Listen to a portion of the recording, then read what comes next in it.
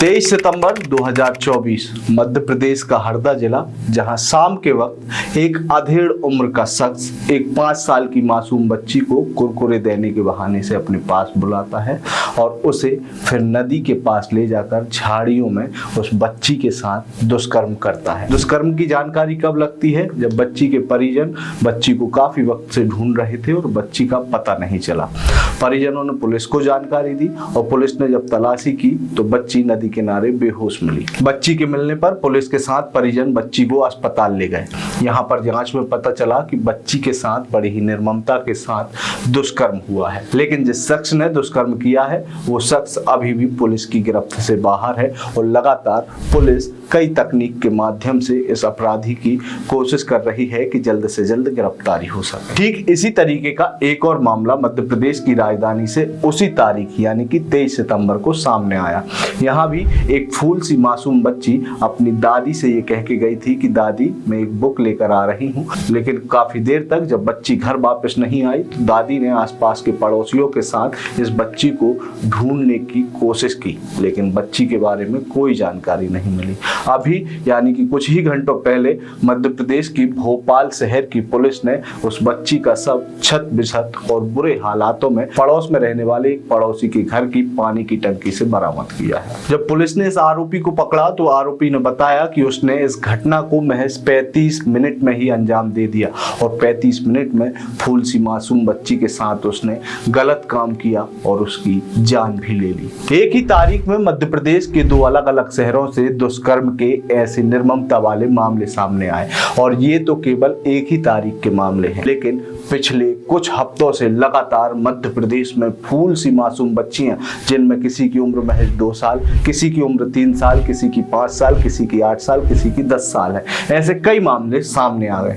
अब जब मध्य प्रदेश में एक के बाद एक ऐसे मामले सामने आ रहे हैं तो इन मामलों पर सरकार को घेरते हुए राजनीति भी की जा रही है। तो सोशल मीडिया पर एक बहस ये भी छिड़ रही है कि मध्य प्रदेश की पुलिस नाकाम हो रही है ऐसे अपराधों को रोकने में। आज की वीडियो में हम आपको बताएंगे कि आखिरकार वो कौन सी मानसिकता है जो इन छोटी छोटी फूल सी बच्चियों को भी नहीं बख्श रही, जिसके कारण लगातार मध्य प्रदेश में एक के बाद एक मासूम बच्चियों के साथ बलात्कार के मामले सामने आ रहे हैं। नमस्कार, मेरा नाम है अंकित, आप देखना शुरू कर चुके हैं आयुध।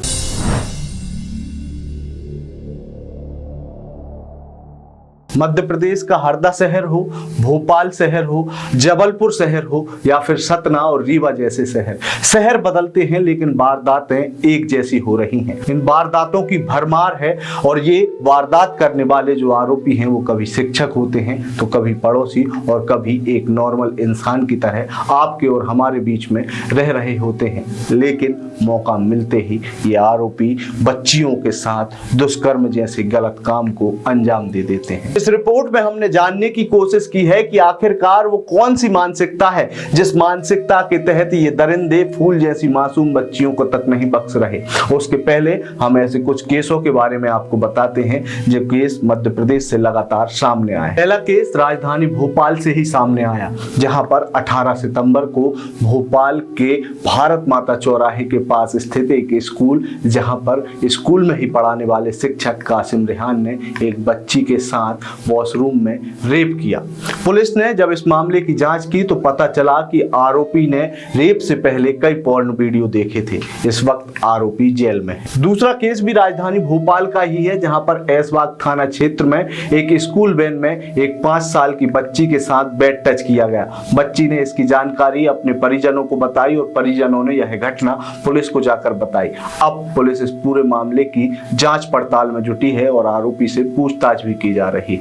इसी तरीके का एक और केस मुरैना से सामने आया, जहां पर 23 सितंबर को एक 9 साल की बच्ची के साथ 36 साल के दरिंदे ने रेप किया। इस घटना को आरोपी ने उस वक्त अंजाम दिया जब बच्ची गांव में बकरी चराने गई थी। 9 साल की पीड़िता लहूलुहान हालत में खेत में ही पड़ी मिली। आरोपी को पुलिस ने गिरफ्तार कर लिया। इसी तरीके का एक और केस नर्मदापुरम से सामने आया, जहां पर 7 साल की बच्ची के साथ 17 साल के नाबालिग ने रेप किया, उसे बदहवास हालत में छोड़कर वहां से फरार हो गया।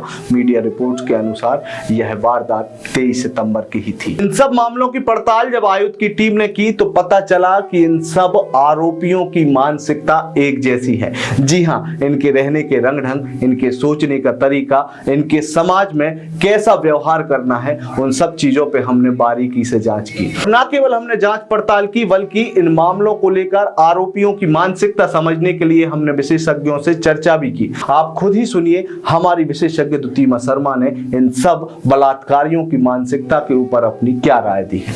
हम बात कर रहे हैं उन लोगों की जो कि बच्चों के प्रति यौन भावनाएं रखते हैं। हर यौन भावना व्यवहार में तब्दील हो जाए ऐसा ज़रूरी नहीं है, लेकिन अगर ऐसा होता है तो उन्हें पीडोफीलिया जैसी बीमारी होती है। कई बार ये एंटी सोशल पर्सनालिटी डिसऑर्डर से भी ग्रसित होते हैं। जब ये व्यवहार करते हैं, यौन उत्पीड़ना करते हैं बच्चों के प्रति, उन्हें पीडोफीलिया कहा जाता है। और ये कई बार अस्वस्थ सोच के चलते होता है। इनमें देखा गया है कि बचपन में शायद उनके साथ भी कुछ ना कुछ कभी ना कभी घटित हुआ होता है। हर केस में नहीं, लेकिन काफ़ी ज़्यादा केसेस में ये देखा गया है कि sexual abuse, physical abuse, mental emotional abuse उनके साथ घटित हुआ होता है। तो आपने सुना कि कैसे हमें हमारी विशेषज्ञ द्युतिमा शर्मा ने बताया कि ये सब आरोपी पीडोफीलिया के भी शिकार होते हैं। इस तरह के मामले में आरोपी 13 साल से कम उम्र के बच्चों के प्रति ज्यादा अट्रैक्ट होते हैं। यह वो स्थिति है जिसमें आरोपी छोटे बच्चों को अपना शिकार बनाते हैं। वहीं इन सब मामलों की पड़ताल करते हुए हमें एक और हैरान करने वाली जानकारी प्राप्त हुई। ये जानकारी शायद आपको भी होगी। ये जानकारी है कि पोर्न वीडियो भी इन बढ़ते हुए रेपों का कारण है। पिछले कुछ सालों में कई ऐसे मामले सामने आए हैं जिनमें आरोपी पोर्न वीडियो देखने का आदी होता है। पोर्न वीडियो महिला और बच्चों की सुरक्षा के लिए नए खतरे के रूप में उभर कर सामने आई है। भोपाल के स्कूल में 5 साल की बच्ची से रेप करने वाले आरोपी कासिम रेहान के फोन में तो पुलिस की जांच पड़ताल में सैकड़ों पोर्न वीडियो की क्लिप्स मिली थी। यही नहीं, इसी तरीके से भोपाल में जब एक छोटी बच्ची को अगवा करके एक फ्लैट में बंद कर लिया गया, उसके साथ रेप किया गया और रेप करने के बाद